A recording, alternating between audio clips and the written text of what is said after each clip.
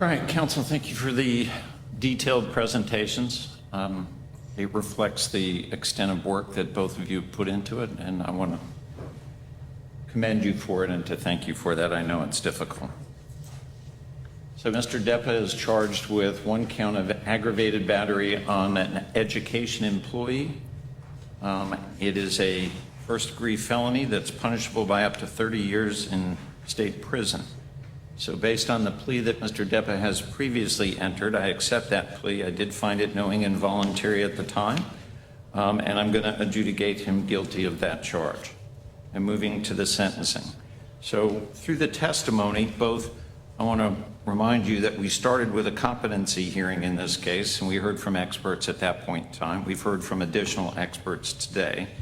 And I think all of the experts, especially the ones that we heard from today, all agree that Mr. Depa does not have an intellectual disability. He has above average intelligence by all accounts. He has educational and vocational goals of his own that he wishes to achieve. He accurately perceives his circumstances. He's got insight. And the experts disagree slightly, but two say good insight into his mental health. And to a large extent, Dr. Harper, Dr. Spence, I believe, and Dr. Pritchard agreed on most of that. In that context, then, with regard to, I am not forgetting, of course, that Mr. Depa has been diagnosed with and suffers from autism spectrum disorder. And although this event was senselessly violent, I don't want to lose sight of the fact that at the time of this event, Mr. Depa was 17 years of age. However, this was not an isolated event. The history goes back to as much as Mr. and Mrs. Depa tried everything they could to provide for their son, their adopted son in that regard, resulting in a number of Baker Acts. I heard as many as 6, I could only find 3, describing the problems as yelling, screaming, hitting.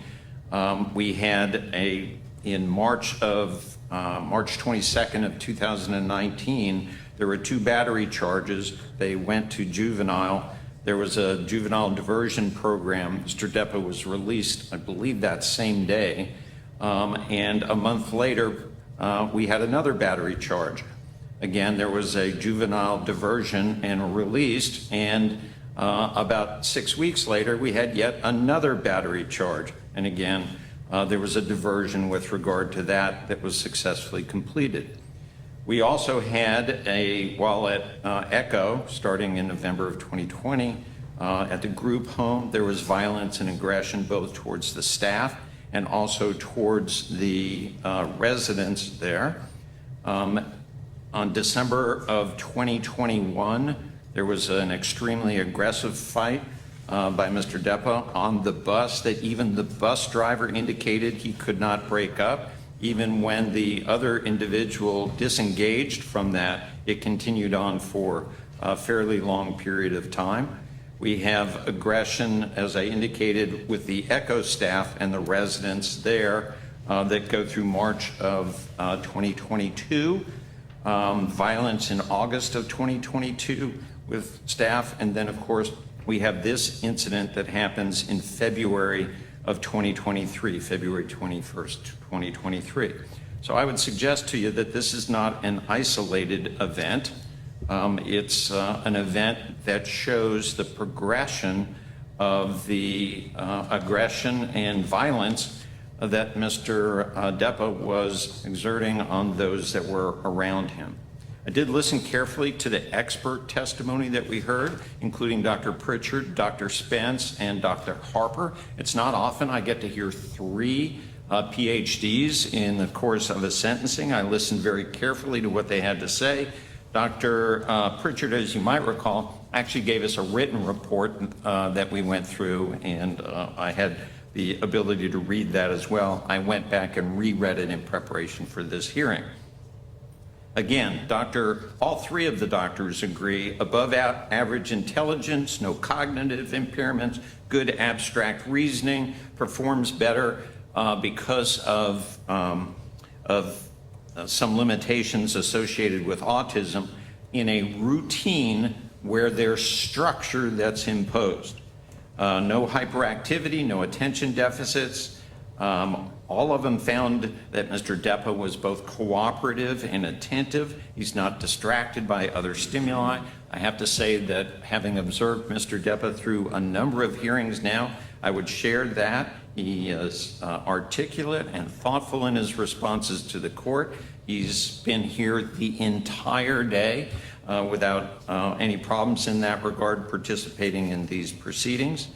And I accept Dr. Pritchard's testimony when he says that Mr. Depa understands the difference between right or wrong, and he is capable of controlling his temper and his anger.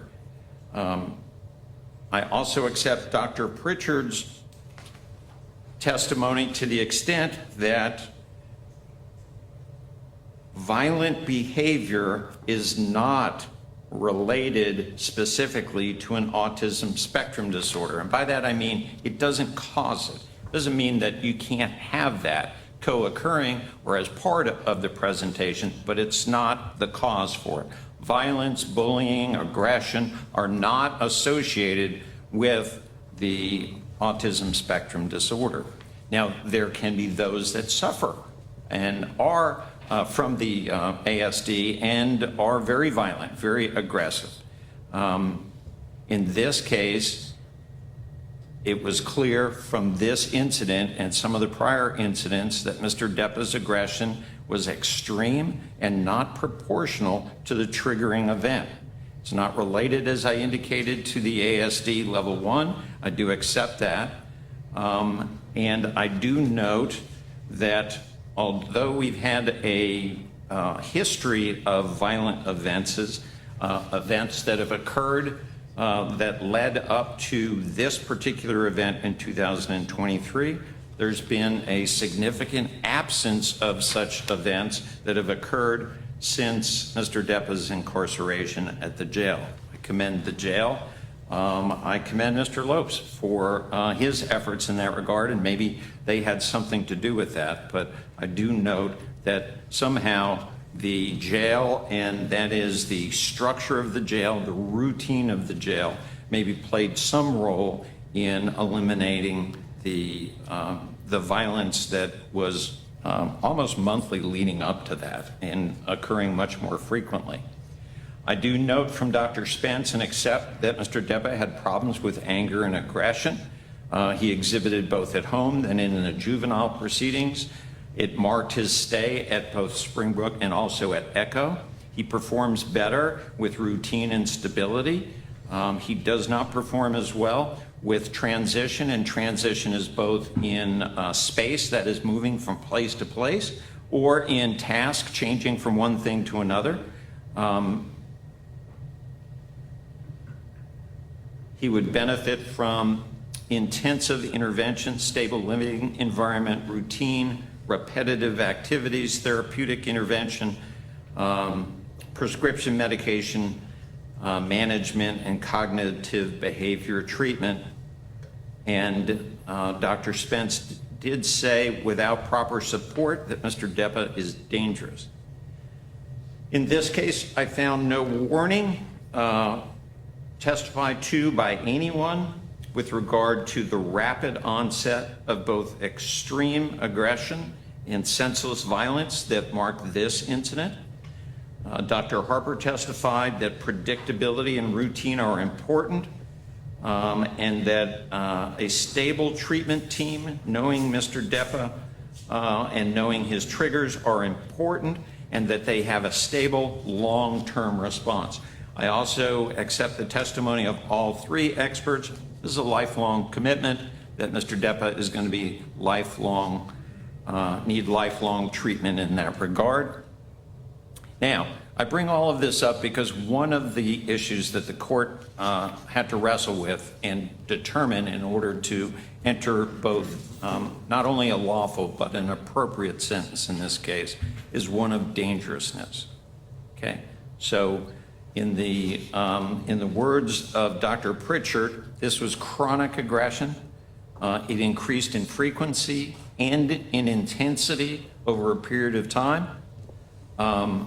It was made worse by the fact that during this period of time, Mr. Depa matured physically, growing in size and stature in that regard, that made any violent outbursts that he might engage in much more dangerous to those around him, much more likely to cause significant injury, as Ms. Nadish experienced in this particular incident.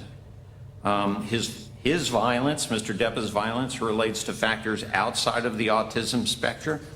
That is, that the violence was not caused by the ASD. He has a lot of triggers, so frequency and intensity of violence is likely to increase. Therefore, for purposes of assessing the court's obligation of protecting the community, Mr. Depa must be considered to be dangerous for purposes of sentencing, with a high probability of violent conduct in the future. Accordingly, I find that Mr. Depa is not a candidate for solely community-based sanctions, at least not at first. Now, turning to this particular incident, this is, everybody's seen the video. Believe it or not, I think I've only seen it once or twice when it was presented actually right here in the courtroom. That's the only time I've actually seen it. But it captures senseless, extreme violence in a very troubling way. Dr. Pritchard testified that that was both volitional and an intentional act, in again saying that Mr. Depa understands the difference between right or wrong. He knew that it was wrong. He admitted to Dr. Pritchard that he knew it was wrong, wished he hadn't done it, but he did it anyway. Compounding the senseless physical violence was the screaming of obscenities, spitting on Ms. Nadish, both before and during the incident. He pursued her down the hallway, pushed her so violently from behind that she flew through the air and was knocked unconscious when she landed in the hallway floorway. He then proceeded to kick her, then jump on top of her, striking her in the head and body more than 15 times. It took several strong men, I counted 5, but several, to pull him off her. I accept the testimony of Officer Landy, the resource officer, after the incident, that even at a time when Ms. Nadish was still not conscious, that Mr. Depa was spitting at her. He escorted Mr. Depa past Ms. Nadish to go downstairs, and he yelled profanities, "I'm gonna kill that effing bitch, I'm gonna kill you." And then even when he was escorted back sometime later, and Ms. Nadish was just coming to, he again yelled at her that he was going to come back and murder her. I saw no concern for Ms. Nadish's injuries, and Mr. Depa has never expressed not even a single bit of remorse before this court in any of our many court proceedings, not once, with regard to remorse. We have on the other side Ms. Nadish, who was a school employee for 18 years. She told the teacher here, Ms. Buchanan, about what the other teacher had said, and that's, as best I can tell, what triggered the screaming profanity from Mr. Depa. Even there, he spit all over her. By the grace of God, she was knocked unconscious and has no memory of this incident. What would have happened had Mr. Depa not been pulled off her, I don't want to even imagine in that regard.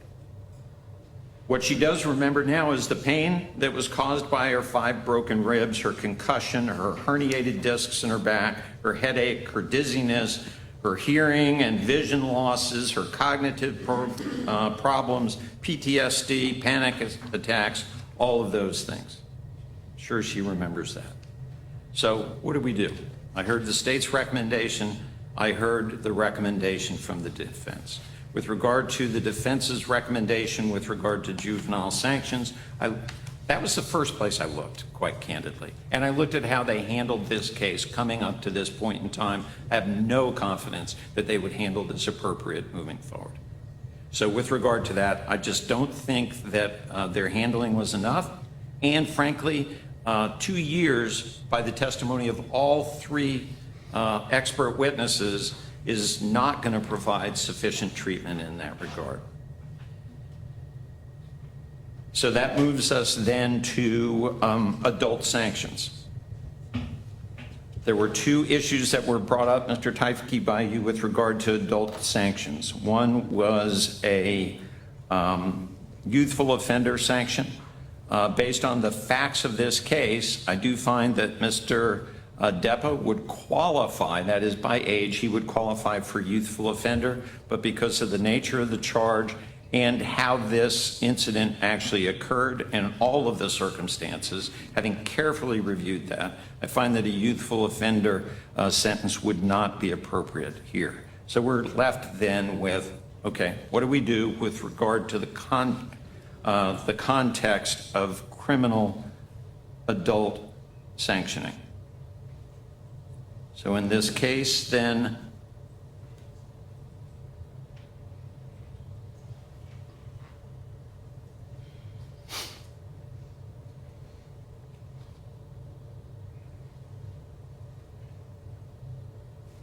the court sentences Mr. Depa to 60 months of Department of Corrections, followed by 15 years Department of Corrections supervised probation.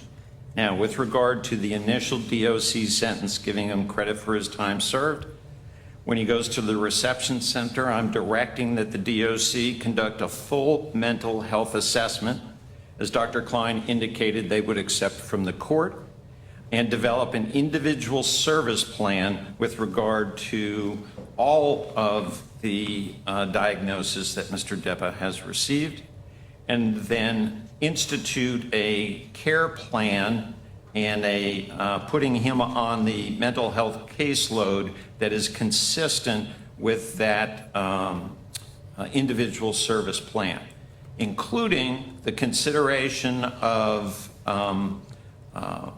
prescription medication, inpatient. They have a special inpatient wing and treatment for those in those facilities, and I'm asking that he be considered for all of that. When he has completed his DOC sentence, then he will start 15 months DOC supervised probation. It is the court's direction that he be placed in an appropriate group home, getting the treatment that he needs. That would be continued mental health assessment along with treatment, not just for the for his current symptoms with regard to ASD, but for all of his diagnosis and treatment that he needs. That he be evaluated for his prescription medication on a regular basis, that continued mental health treatment occur in an appropriate residential setting where he would receive continued vocational training, GED program, anger management classes. Once Mr. Depa is stabilized, the court would consider home health care options, similar to the types that I've heard here today. But stability, safety, routine will be the earmarks of the court sentence in this case. All right, Ms. Clark, any questions? I just want to confirm, you said it was 60 months Department of Corrections followed by 15 years? Yes. Yep. Mr. Teifke, anything else? No. All right.